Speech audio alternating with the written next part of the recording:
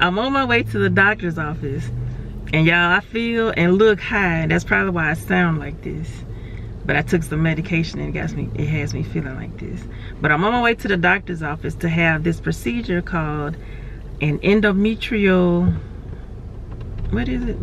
Endometrial biopsy, where they go in, pull out the endometrial lining and test it to see if it has cancer cells in it. And the results of that test will determine what type of hysterectomy I can have. So I have my husband over here driving me to this appointment because I thought I could drive. I thought I could drive myself to this appointment. And I had told him that I was going to take myself to this appointment. And then I took that 800 milligrams of ibuprofen. And I couldn't do it. I feel high and I probably look high.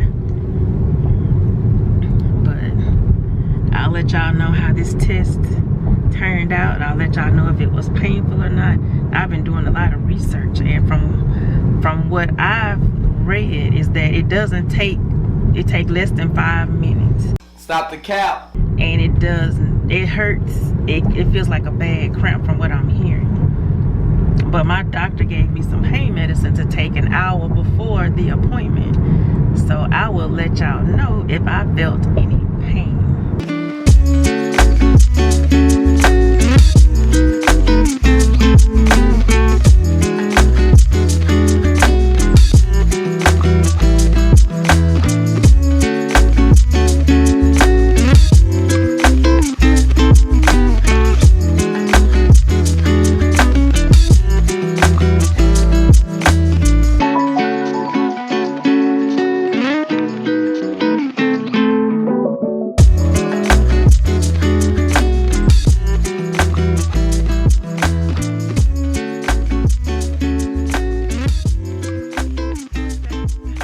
Back at the house. I told you I was going to update you on how everything went.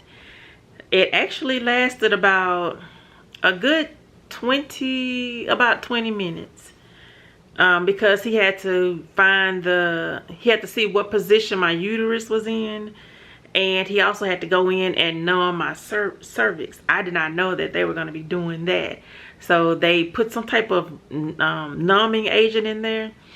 And he also put some like betadine solution in there to clean it off. And then he asked me had I taken my ibuprofen, and I was like, yeah, I took my ibuprofen. So I was good as far as like pain management. I was fine on that part. After he did all of that, it's just like having a pap smear. That's how I can explain it. It's pretty much like having a pap smear. And he's gonna or your doctor will go in and stick the speculum in there and pull out the samples. And as he was pulling out samples, he was telling me exactly what he was doing. Like, he was over on the right side, he'll pull stuff off of the right side. He went over to the left side and pulled stuff off of the left side. He went down in the middle and pulled some tissue out of the middle. And then he pulled some tissue off of my cervix. So how did it feel as he was doing all of this? The way I can explain it is pressure. And that's what he told me. He was like, you're going to feel some pressure. But what helped me is when he said you're going to feel some pressure, I started taking deep breaths at that point. So taking the deep breaths is what helped me to not feel what he was doing. So, I mean, I was taking a deep breath, I was holding it in, and then I blew it out. And I did that for the whole entire time he was up in there. And I didn't feel much. Now, one time he was up in there and he didn't tell me, beforehand what he was doing. I wasn't prepared. I wasn't doing the deep breathing, and I did feel the pressure and some cramps. But if you try not to focus on it, just try to focus on something else, that is what really helped me out. So I survived it. So it's been about two and a half hours since I left the doctor's office. And the only thing I feel right now is cramping. And like I said, the cramping, it happens like every 30, 40 minutes or so. It's not that often. But when it happens, it happens. So I think the ibuprofen must be wearing off, because I can feel these cramps. So I think I'm going to take one more ibuprofen But not that 800 milligram. Y'all, that 800 milligram had me. Oh my God! Wow! It was like I was trying to focus and I couldn't. Yeah, I got my husband here with me. He has been taking care of me. And he trying to get her to sit down and she won't. I'm sitting.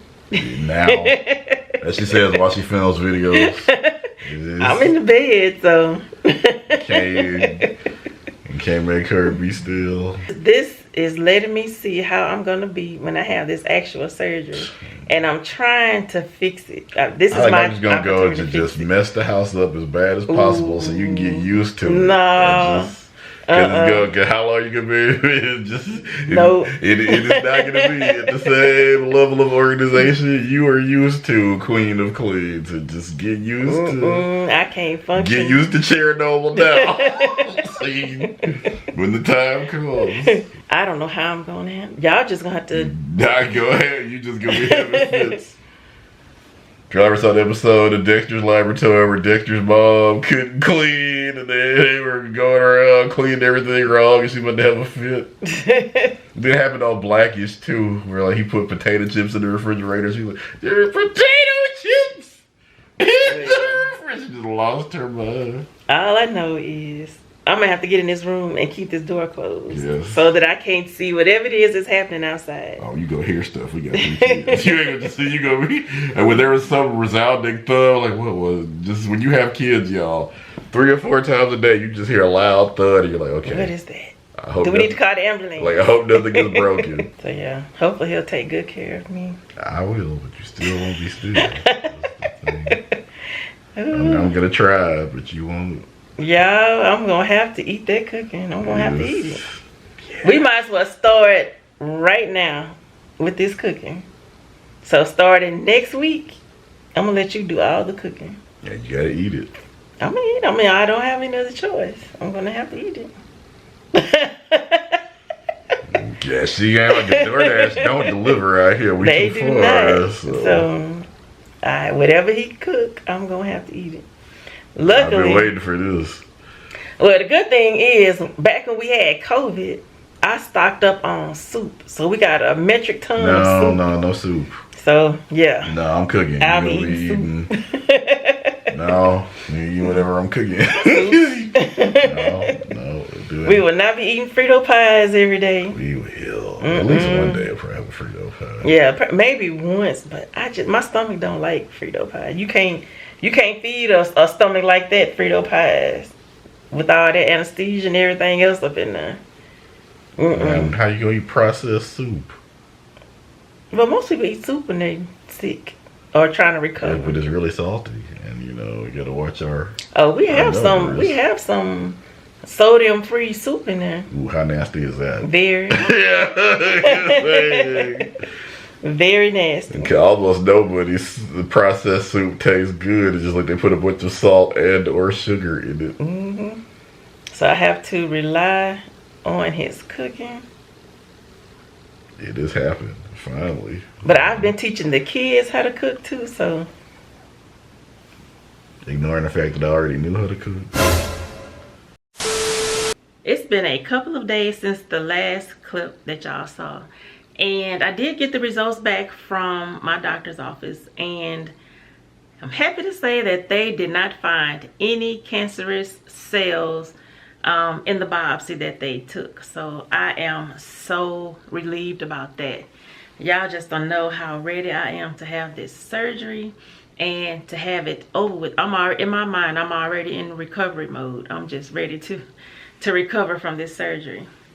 But y'all, I was so happy when I got those results because my GYN, who is also my surgeon, says that he does not do like the abdominal hysterectomies. So and that's one thing I need to ask him during my pre-op visit.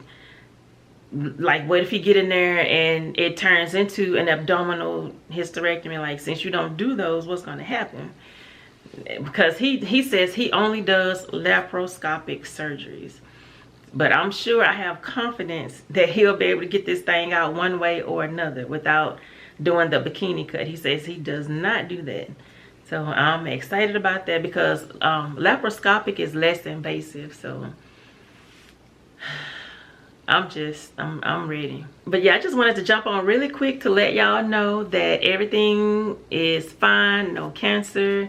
And because he said that depending on what the results show, that will determine the type of hysterectomy I would have to have.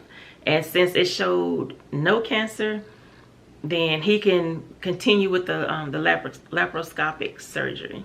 The reason why is because if you have cancerous cells in your uterus and they go and try to pull it out, those cells can spread throughout your body. So that's what they want to prevent. And that was the purpose of me having this biopsy, to make sure that there weren't any cancer cells in there. So now that there are not any cancer cells, he can just go in and I don't know, because I hadn't talked to him about anything, because everything is so rushed. Everything is rushed. So once I have my pre-op visit with him, then I'm going to ask him all the questions like, how in the world are you going to get this uterus out? Is it going to come out through my navel, or are you going to cut a hole and it's going to come out through that hole? Like I hadn't had a chance to ask him anything because, you know, I have to get all of these as you could call it, prerequisites taken care of before, you know, I can get the pre-op appointment. So my pre-op appointment is next week, and I'll have all of my questions lined up for him, and I'll let y'all know what questions I asked and his answers to those questions. So be sure to like, share, comment, and subscribe. And I'm hoping y'all enjoying this journey. I hope y'all are learning something, and I hope y'all can relate to some of the things that I'm going through, the feelings that I'm having, the fear, the anxiety. But I'm just hoping that everything turns out okay. So, but yeah, be sure to like, share, comment, and subscribe, and I'll see y'all in the next video. Bye, everyone.